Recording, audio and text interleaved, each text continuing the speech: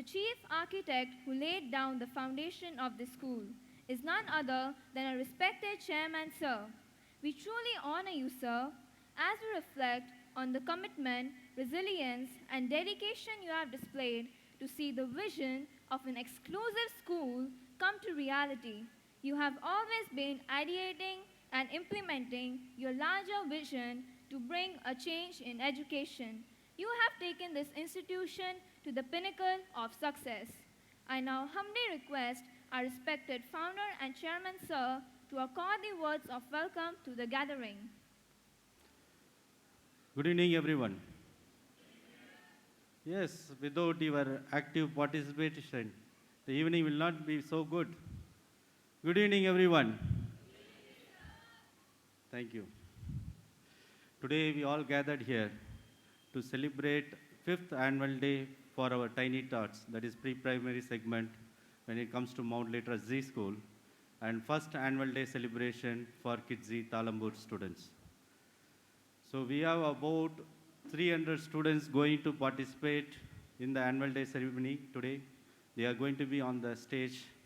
For most of the students, this is going to be the first time they are put in a grand arena, like grand stage like annual day. Your continuous support and encouragement is needed here so that they can perform very well on the stage. I request everyone to continuously support all through.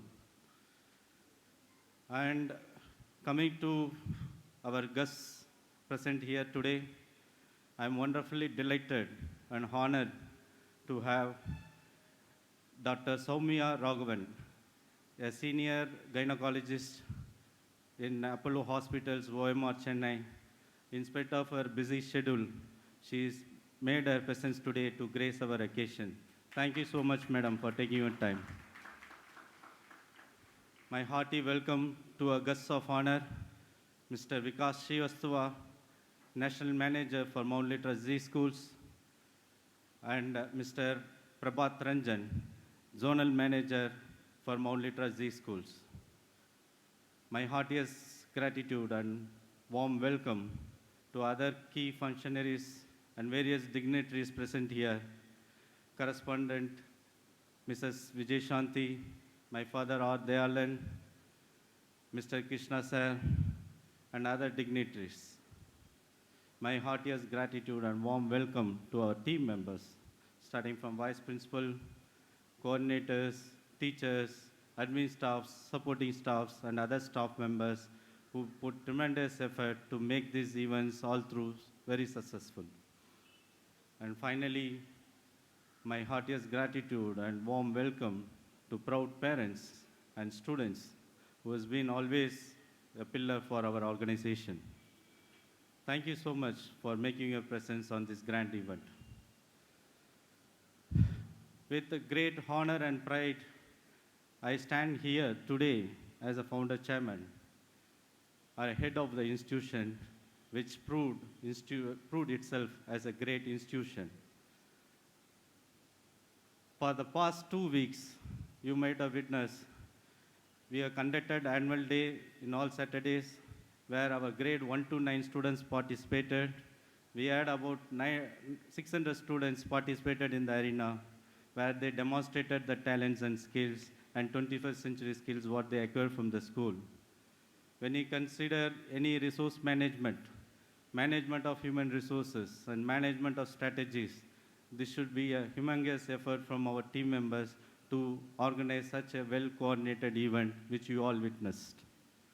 My commendations and appreciation to each and every one of them, starting from correspondent, then principal, vice principal, coordinators, and teachers who put in their heart and soul to make all our events a grand success.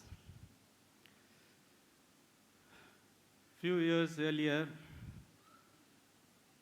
our great president, who's no more, Dr. APJ Abdul Kalam, everyone will know about him.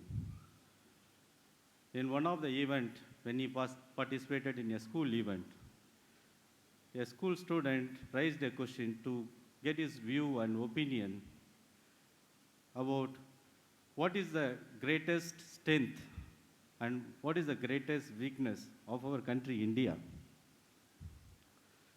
So his answer was, the greatest strength of our country is youth. Because India is a country which is having about 600 million youth population. When we channelize them in the appropriate manner, the youth of our country with ignited minds, they will be the greatest resource on this planet Earth, which he quoted as on the earth, above the earth, and under the earth.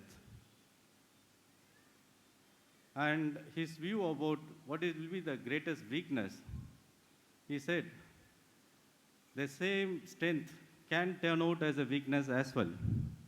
If we don't manage well, if you don't guide them well, if our youths are not visionary, if they become directionless, then a country with so much of youth population not having a right directions will be a kind of disaster for a nation.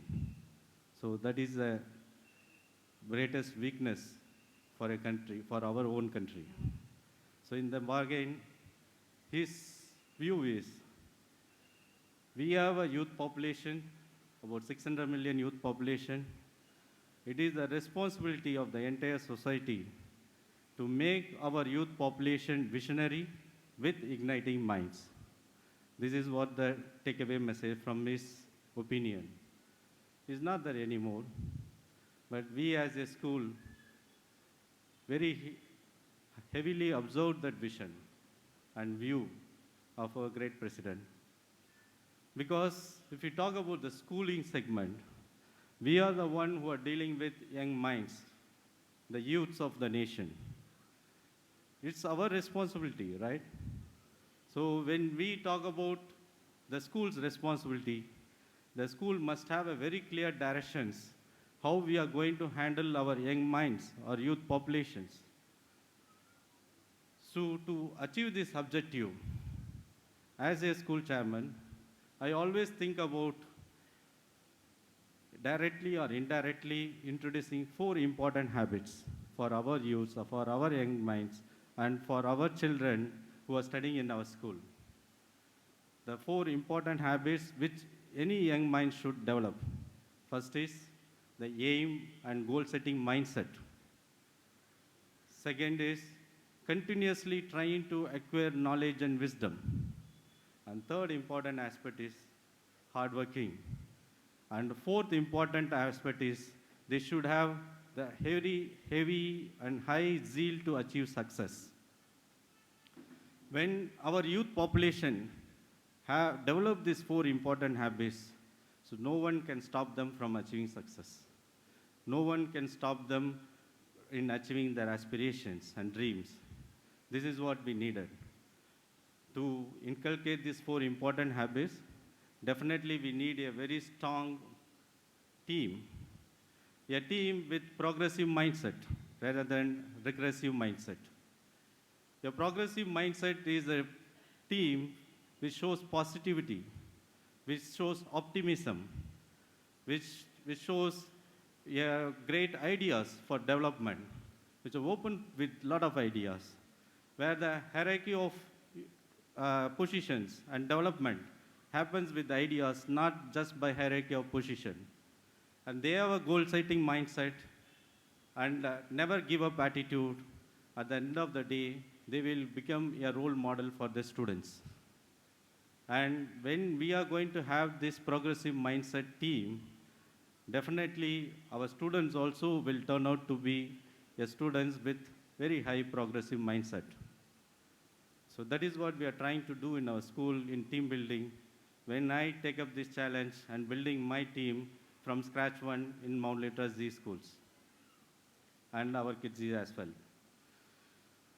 And coming to our curriculum, we have a curriculum Litera Octave and emergent student profile. Most of the students here now studying in UKG, they will be stepping into primary segment with grade 1. It's a huge jump. It's a tremendous change. So they should know where they are going in. When we are talking about our curriculum, which is ESP, Emergent Student Profile, profile, which is definitely built with some purpose, and it is very strongly laid foundation with the pillars as 21st century skills. Those 21st century skills are compassion, integrity, authenticity, mindedness, growth mindset, and humility. These are the 6 pillars where we laid our foundation, where our Litera Octave curriculum is developed. And with this curriculum in place, definitely we will create very confident leaders for tomorrow. And moreover, we blend other values, skills, and a kind of risk-taking capability and critical thinking.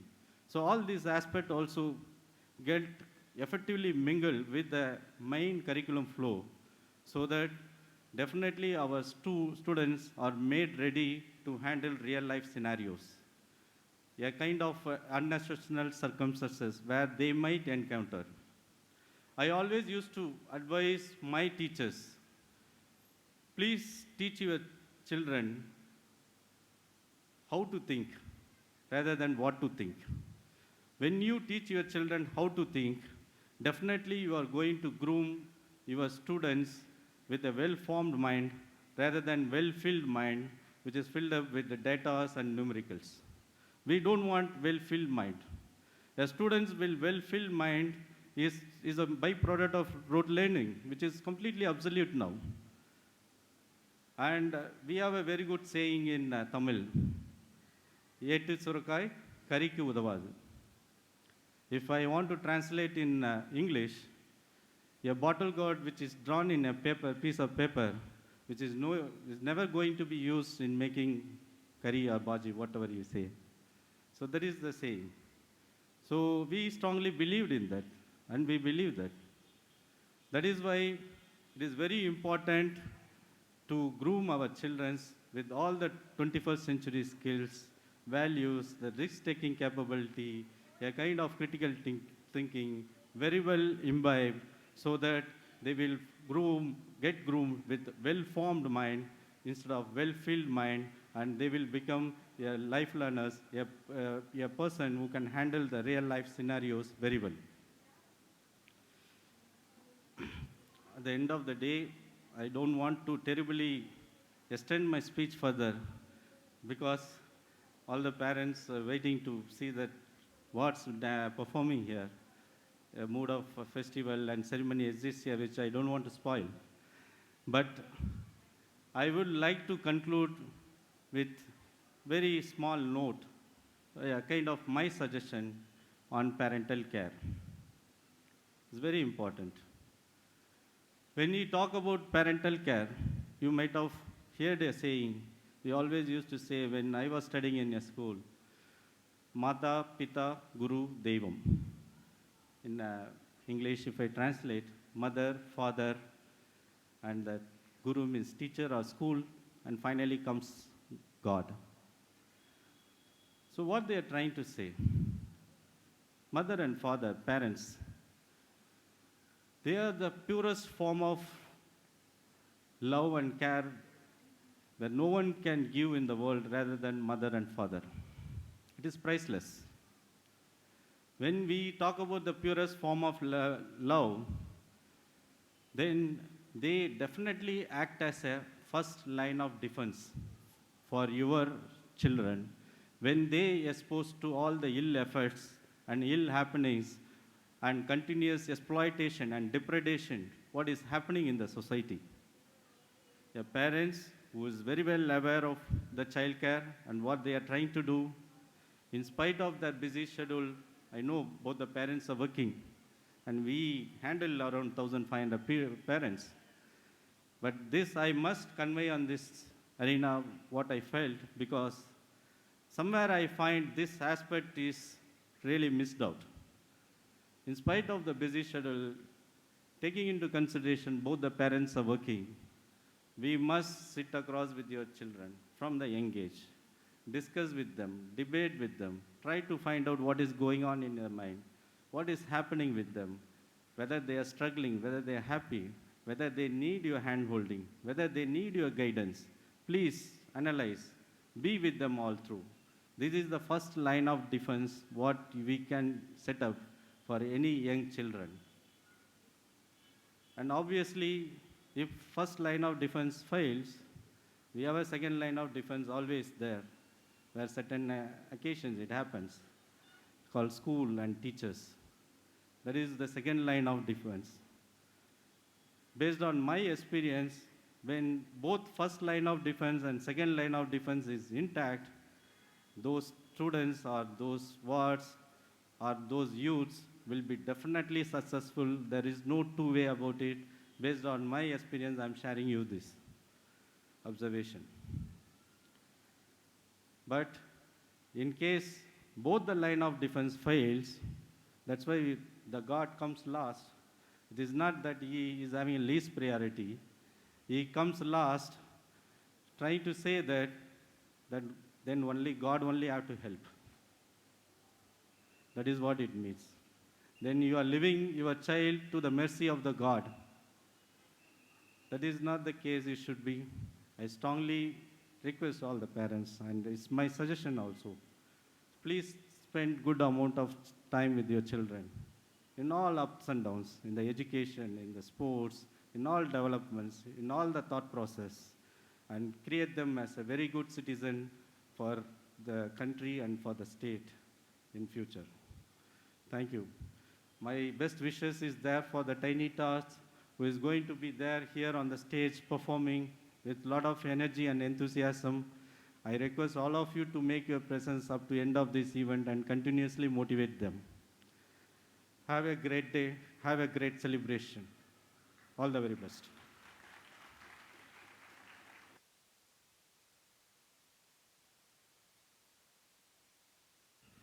Thank you so much, sir. Your distinguished work in numerous capacities has always been a great inspiration for us. You have motivated students by being a living example, by sharing your expertise and knowledge. Once again, thank you. Through your provoking address, you have set a perfect platform for our school.